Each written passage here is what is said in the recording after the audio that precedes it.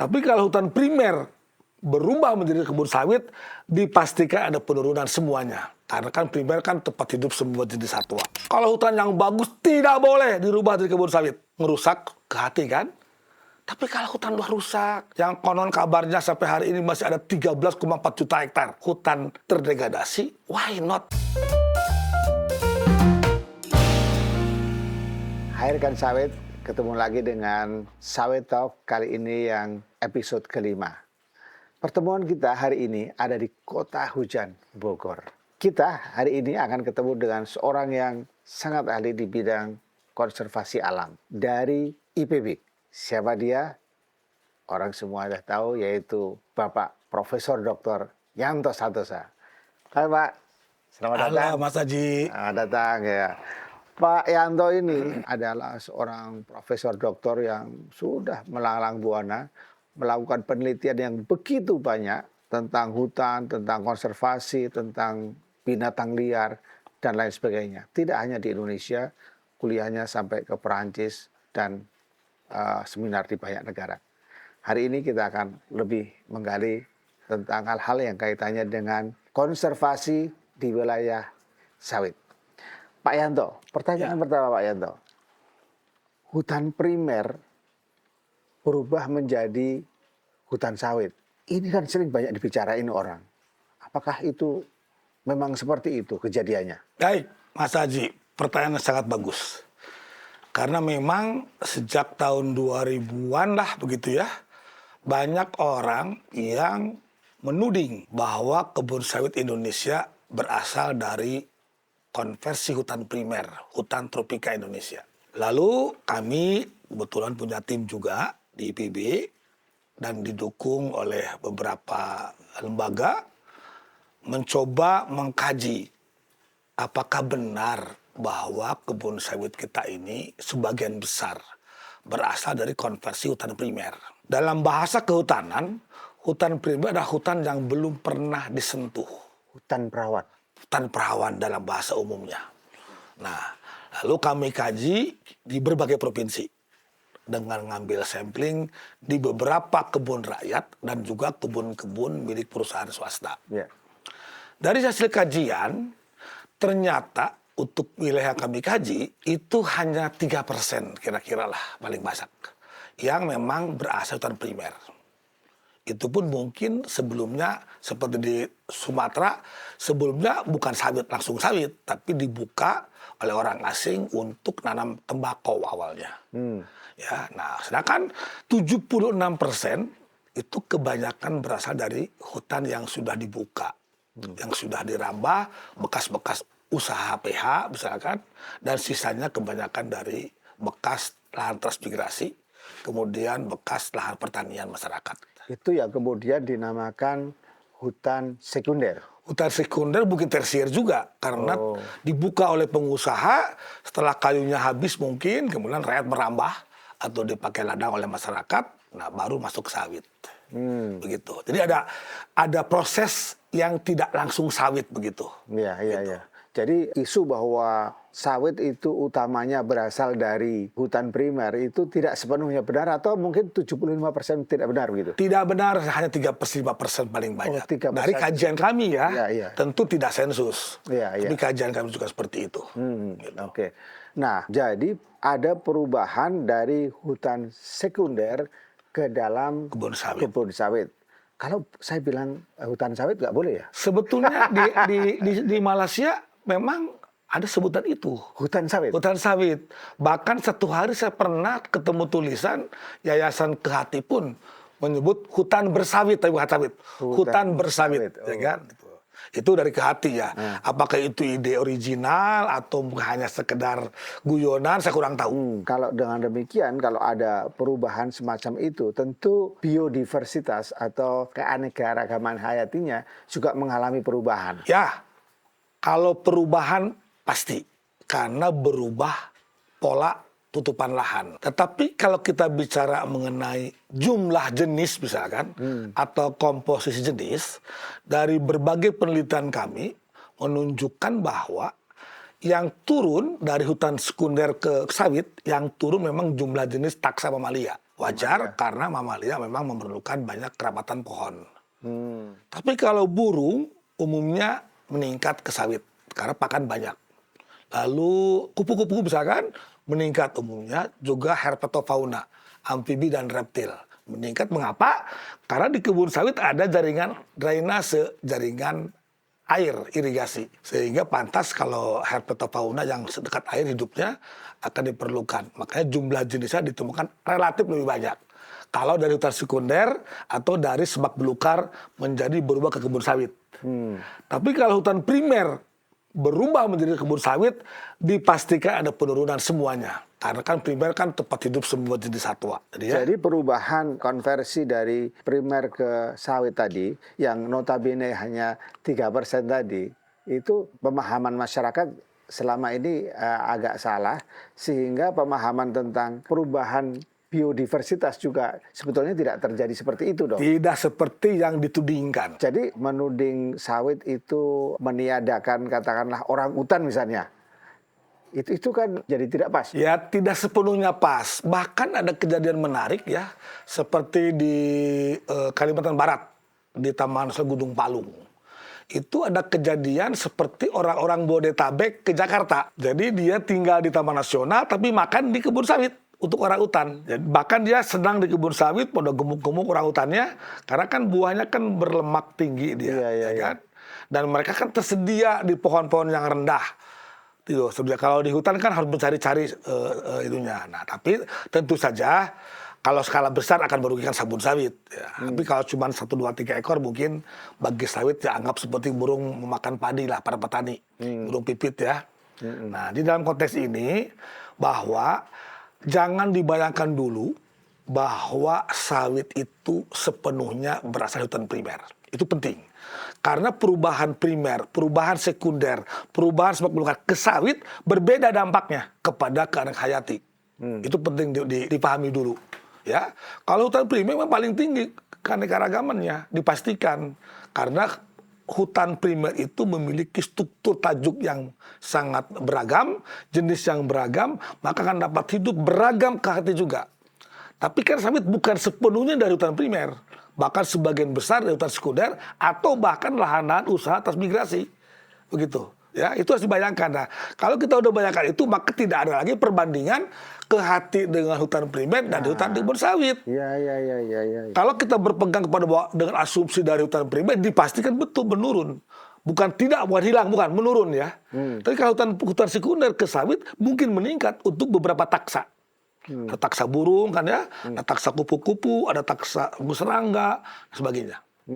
Ya, itu penting pemahaman ini. Saya kira ini sesuatu yang menarik bahwa selama ini yang dipahami oleh masyarakat bahwa yang namanya kebun sawit itu berasal dari hutan primer ini. Ya. Ya, ini kan kemudian menimbulkan sebuah pemahaman bahwa biodiversitas itu menurun drastis. Iya kan? Iya, karena juga banyak kesalahan di analisis tutupan lahan. Kalau kita cuma main peta di atas meja, misalkan peta Citra Landsat, katakan tahun 96. Maka itu hijau hutan primer mungkin atau sekunder. Tiba-tiba sudah kuning jadi kebun sawit. Jangan dibayangkan bahwa hutan ini langsung berubah jadi sawit. Biasanya orang bikin kebun karet dulu, kebun coklat dulu kalau di Sulawesi. Setelah itu karena karet murah, rakyat langsung ganti dengan tembakau. Udah tembakau murah juga jatuh harganya, ada sawit mahal, baru berubah jadi sawit. Jadi ada tahun-tahun tertentu yang transisional, yang baru di ujung jadi sawit. Tapi kalau kita menafsirkan Citra Landsat 96 ke 2005, seolah-olah ini hutan langsung sawit, terkesan kesimpulannya bahwa sawit berasal dari hutan sekunder atau hutan primer. Padahal mungkin saja sebelum sawit ada tembakau dulu, ada coklat dulu, atau ada kebun karet dulu. Itu penting. Ya, tapi mengapa begitu banyak orang ya mempermasalahkan orang utan, Pak? Oke. Dan kemudian dilarikan ini dari sawit nih, dari sawit. Nah, begini. Jadi kalau memahami perilaku orang utan itu bersifat fenologik.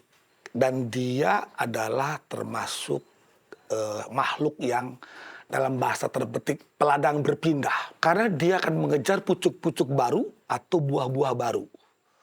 Sehingga dia tidak akan menetap di suatu tempat seperti teritorial kayak ekor panjang. Nah, akibat dia beradang berpindah, orang lalu menamakan sebagai spesies payung. Artinya dia menaungi berbagai spesies. Begitu ya kan ya. Sehingga orang asing pun sering lebih sedih matinya satu ekor orangutan ketimbang 70 anak kecil tertabrak mobil. Itu ini fenomena yang lucu buat kita. Iya. Kalau orang utan ditangisi dengan menjadi simbol buruk bagi tudingan-tudingan untuk sawit, sementara orang meninggal karena kecelakaan atau karena kurang makan, stunting, kalah pamornya. Ya kan? Iya. Gitu loh. Nah itu barangkali perlulah dievaluasi pemikiran itu secara faktual. Jangan mendengar isu-isu yang kadang-kadang seringkali tidak berdasar dalam bahasa ilmiah. Ya, memang ini jadi kayaknya yang namanya orangutan itu menjadi simbol untuk orang-orang tertentu perlawanan untuk sawit. Ya, Greenpeace pun sering memberikan gambar orangutan ya. Betul sekali bahwa mungkin akibat berubah menjadi sawit, orangutan menjadi menyempit habitatnya. That's right mungkin. Tapi jangan lupa, kebun sawit yang di sebelah kawasan konservasi, seperti Taman Nasional atau cagar alam, justru menyediakan makanan yang sangat berlemak dalam tanda petik ya. Sangat baik buat mereka, baik pucuknya manis ya. Kemudian buahnya juga lezat buat sang orangutan. Terbukti di beberapa taman nasional yang bertetangga dengan kebun sawit, orangutan seneng banget. Hanya ada masalah. Masalahnya tadi, orang-orang yang biasa berburu orangutan untuk dijadi makan, kadang kan beberapa suku tertentu kan makan daging orangutan. Jadi mudah menangkapnya. Karena kan di kebun sawit kan dekat-dekat, pendek, jaga jaraknya kan. Nah, itu mungkin jadi kepunahan orangutan atau matinya orangutan di kebun sawit jangan langsung ditafsirkan sebagai kekurangan makan atau mungkin tapi diburu oleh suku-suku tertentu yang mungkin sampai hari ini masih makan daging orangutan. Karena memang setelah di situ ditambah gemuk, tambah lamban, atau mungkin menjadi lebih jinak karena biasa ketemu orang kebun sawit. Ya. Itu mungkin dia dugaannya. Itu aja. Berbagai. Tapi kalau karena sawit kemudian menyempit gak ada makanan itu aneh. Pak, dari primer ke sekunder, katakanlah dari hutan primer kemudian menjadi karet misalnya gitu kan. Kan karet ini juga lahannya lebar ya Pak ya? Ya. Kenapa tidak pernah orang mempersoalkan orangutan? Itulah dalam berbagai forum internasional saya sering mengatakan sawit ini anak tiri. Dia dibeda-bedakan dengan yang lain. Dosa sawit cuma satu sebetulnya. Tidak tumbuh di Amerika, di Eropa. Itu dia masalah. Kalau dia tumbuh di sana nggak akan dipersoalkan. Ya kan? Ketika saya bikin dengan tim, dengan Apkasindo membuat naskah akademik tentang kemungkinan sawit sebagai tanaman hutan, penolakannya luar biasa dari para eselon satunya. Itu sudah tidak mengerti, ya kan? Kenapa? Karena kelapa boleh, sagu boleh, itu kan satu famili, palma, ya. Jadi jangankan orang asing, kita pun terpengaruh oleh isu-isu asing ini, bahwa kementerian kita pun kehutanan melarang tanaman sawit masuk ke hutan. Padahal kalau untuk hutan yang sudah terdegradasi, menurut saya dengan nilai ekonomi yang saat ini tinggi dibanding tanaman lainnya harusnya dibolehkan. Tentu dengan aturan-aturan heterogenitas. Jangan murni sawit semua gitu tanamannya. Itu saya usulkan di naskah itu. Dulu kita sering diskusi bahwa anak-anak muda kita itu sering terpengaruh cara berpikir orang barat yang notabene memang tidak suka terhadap sawit gitu ya. Tapi kalau notabene pejabatnya juga tidak mengerti, itu fenomena apa nih? Ya itu barangkali ya. Kadang-kadang di kita ada egoisme sektoral. Oh, Itu di Indonesia mutlak itu, ya kan? Bahkan mungkin dalam satu kementerian pun berbagai dirjen lain-lain pendapatnya. Mungkin saya nggak tahu nih, ya kan? Nah jadi sekarang adalah saya mohon sebetulnya kepada Pak Presiden Prabowo untuk lebih meluruskan bahwa seyogianya semua sektor bersatu padu untuk memilah mana jenis tanaman yang ekonomis dan bisa mensejahterakan rakyat. Sekarang faktual begini, kalau betul Big Data mengatakan bahwa ada kebun sawit seluas 3,6 juta hektar di kawasan hutan, dan baru ketahuan setelah itu berbuah artinya 45 tahun, kan aneh. Masa pemilik lahan sampai nggak tahu ada sawit udah 4 tahun umurnya, setelah panen baru ribut. Lalu pertanyaan saya kemudian, kenapa diributkan? Mereka nanam sawit di hutan tanpa biaya. Kenapa nggak didukung? Tinggal diatur. agar secara ekologi melestarikan ke hati, tapi mensejahterakan masyarakat sekitarnya. Itu intinya. Kan Pak Prabowo ini sangat gandrung dengan peningkatan kesejahteraan masyarakat, kecukupan pangan. Sawit itu bisa untuk pangan loh, bisa untuk obat-obatan loh, bisa untuk energi loh. Lalu apa kurangnya gitu?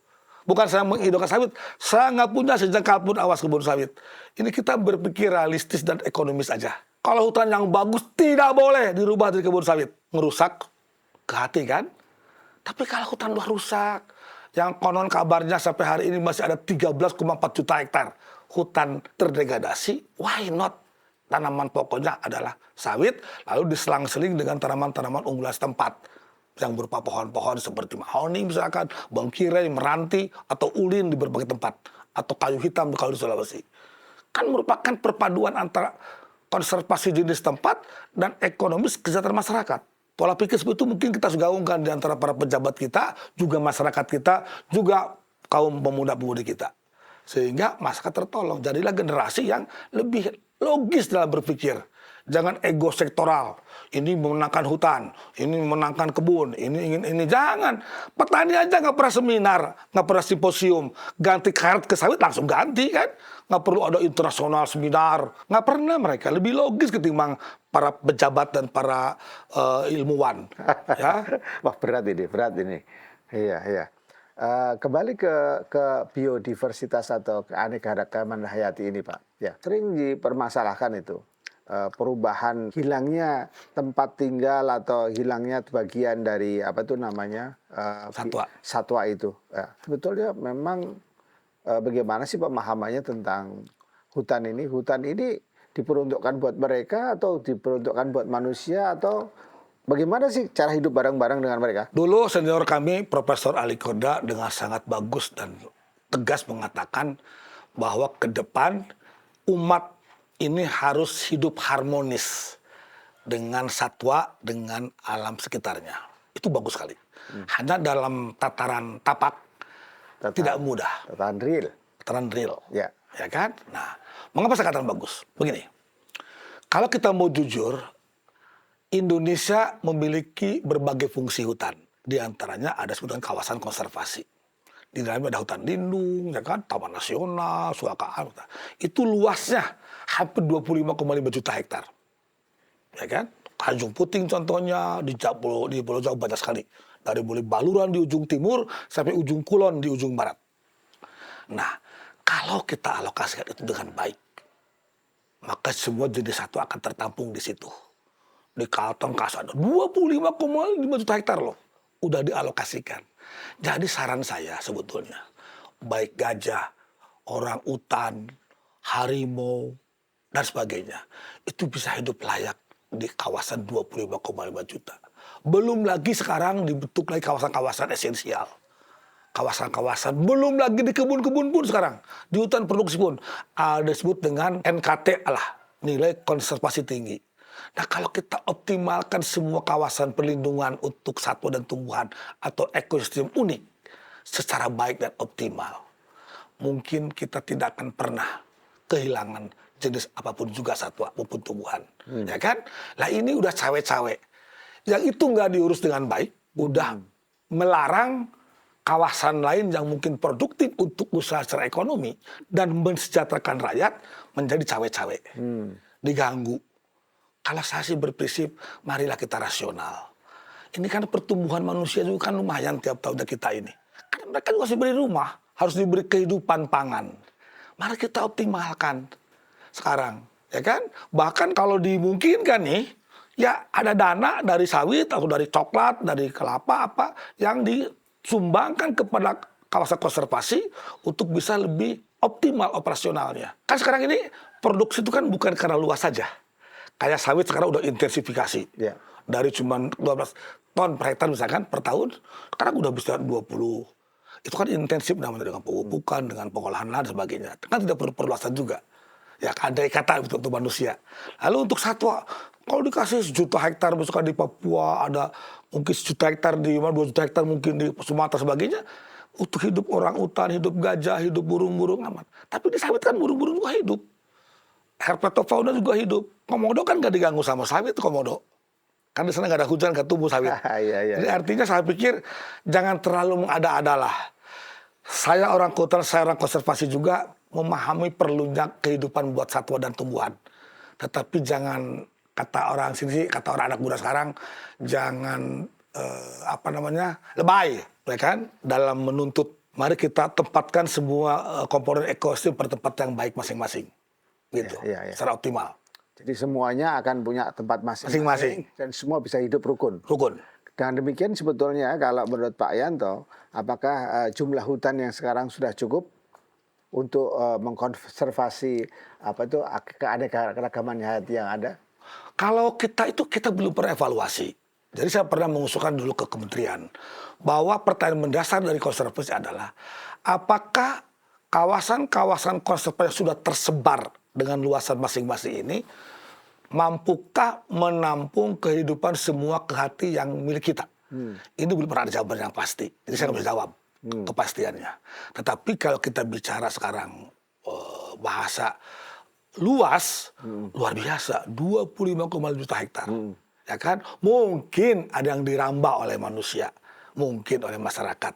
Tinggal kita tegaskan ada dengan berbagai upaya penegakan hukum yang lebih berkeadilan. Gitu. Jadi dengan luasan kita yang sekarang daratan sampai 180 juta hektar, kita masa kekurangan ya. Bahkan kita masih banyak pulau kosong, misalkan. Gitu. Jadi kita tidak seperti Malaysia yang kurang lahan atau Singapura yang kurang lahan. Kita kan masih luas, tinggal bagaimana semua sektor memahami perannya masing-masing dan menganggap penting sektor lainnya.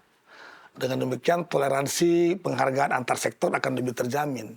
Dengan demikian menurut Pak Yanto, apakah ke depan ini untuk menjaga keanekaragaman hayati itu perlu ditahan jumlah hutan yang ada? Oh ya, pertama gini, hutan-hutan yang masih primer misalkan, jangan lagi dialihfungsikan. Karena kita masih mending loh, kita masih di atas 30% hutan kita yang masih berhutan. Yang kedua, hutan yang rusak ini dioptimalkan, baik secara ekonomi maupun ekologi. Karena bisa saja kita, kalau sekarang kebun sawit nih, 5.000 hektar, katakan ada 100 hektar HCV. Nah kalau ada 1.000 perusahaan sawit, udah 5.000 hektar. Gitu loh, untuk burung apapun juga tumbuh lah di situ. Untuk toke, untuk katak, ya kan? Untuk mamalia kecil tumbuh lah. Tapi kalau saling bersambungan satu sama lain, udah menjadi sebuah kawasan hutan yang lebih luas ketimbang kebun sawit begitu. Kalau demikian berarti moratorium deforestasi yang dimulai tahun 2018 itu perlu dilanjutkan. Saya dari dulu termasuk penganut yang kurang sepakat dengan moratorium itu. Walaupun pasti yang membuat keputusan punya argumen yang kuat. Mengapa? Begini, di Indonesia ini kalau sebuah lahan atau kawasan tidak ada yang nungguin, tidak ada yang mengelola, baik menjaga maupun mengusahakan, biasanya sudah habis duluan. Makanya saya suka menghimbau kepada para pengambil keputusan agar pertimbangkan dengan baik dampaknya kepada masyarakat sekitarnya, dampaknya kepada kemungkinan ada kerusakan hutan akibat orang-orang yang tidak bertanggung jawab. Karena siapa yang mau menjaga kawasan hutan yang dibiarkan tanpa penunggu, tanpa pengusaha, tanpa petugas yang berkewajiban menunggunya. Gitu ya. Jadi walaupun kekuasaan yang kuasa, tapi saya selalu berprinsip sebaiknya setiap cengkalahan di Republik ini harus dioptimalkan peran dan fungsinya. Pak Yanto, menjaga hutan di zaman sekarang bukannya lebih mudah dengan satelit? Satelit itu baru kelihatan, yang nebang nggak kelihatan. Tapi kan dari waktu ke waktu akan kelihatan tuh berapa. Betul, tapi kan apakah kita punya biaya yang banyak untuk mendatangi, memeriksa? Itu kan daerah remote, nggak ada jalan yang sampai ke sana, ya kan? Iya. Jangan bayangkan kayak kalau kita punya lahan di tengah-tengah desa, masih langsung lapor, ditelepon langsung pada the real time, pada jam yang sama akan terjangkau. Kalau di hutan yang nggak ada jalan, buktinya sekarang Pak Haji, kalau kebakaran, umumnya kan lolos dari pantauan kita. Yang katanya kita punya satelit, Gitu ya. yang kata tahu titik panas, buktinya kebakaran terjadi aja berhektar-hektar, kadang beratus hektar. Fakta yang paling gampang, nah bukan pencuri ya, tapi api yang datang sendiri nyelonong. Waduh, wah, betul-betul loh, pencerahan yang luar biasa ini.